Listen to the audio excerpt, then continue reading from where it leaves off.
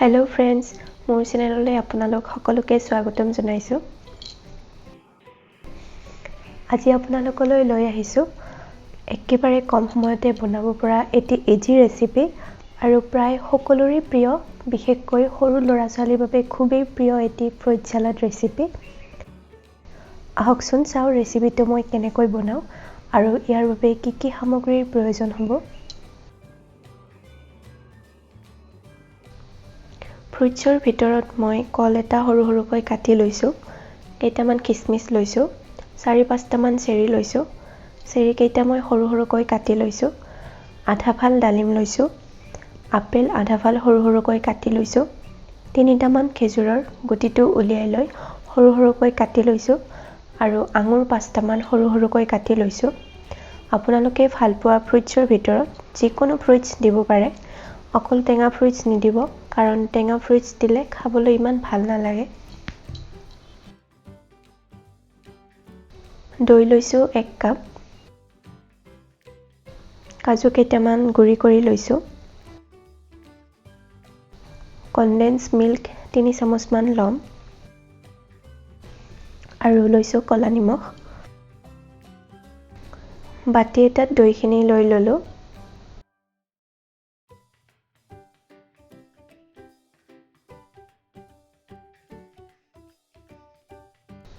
এতিয়া দৈখিনি ভালদৰে ফেটি লম।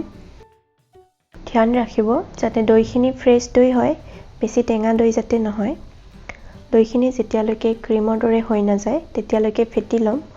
এতিয়া ইয়াতে একেবাৰে অলপ 1/4 টিস্পুন কলা নিমখ এড কৰিলো। এইটো দিলে টেষ্টটো বহুত ভাল হয়। এতিয়া এড কৰিলো গুৰি কৰি লোৱা কাজু অলপ,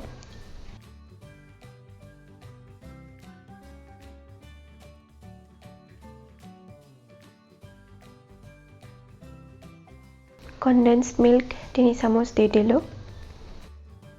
আপোনালোকে কনডেন্স মিল্কৰ সলনি পাউডাৰ চেনিও ব্যৱহাৰ কৰিব পাৰে।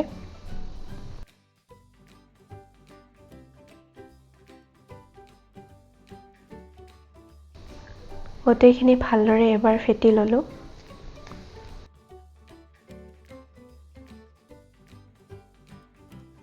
এতিয়া ফ্ৰুইটছখিনি দি দিম। এয়া কিচমিচ, খেজুৰ, আপেল, আঙুৰ,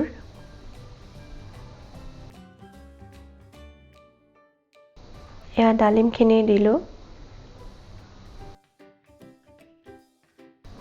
কল,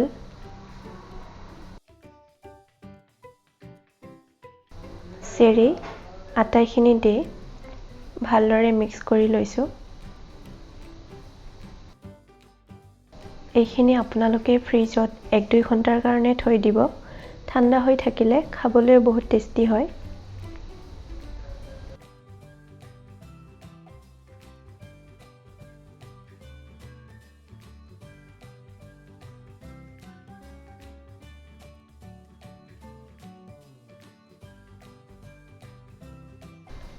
এতিয়া বাটি এটাত উলিয়াই ললো।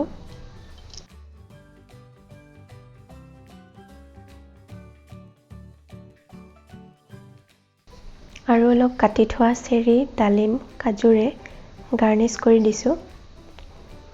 এনেকৈ সজাই দিলে দেখিবলৈও ধুনীয়া হয়।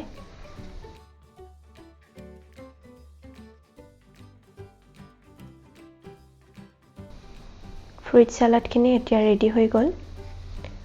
আপোনালোকেও এবাৰ এনেকৈ বনাই খাই চাবচোন।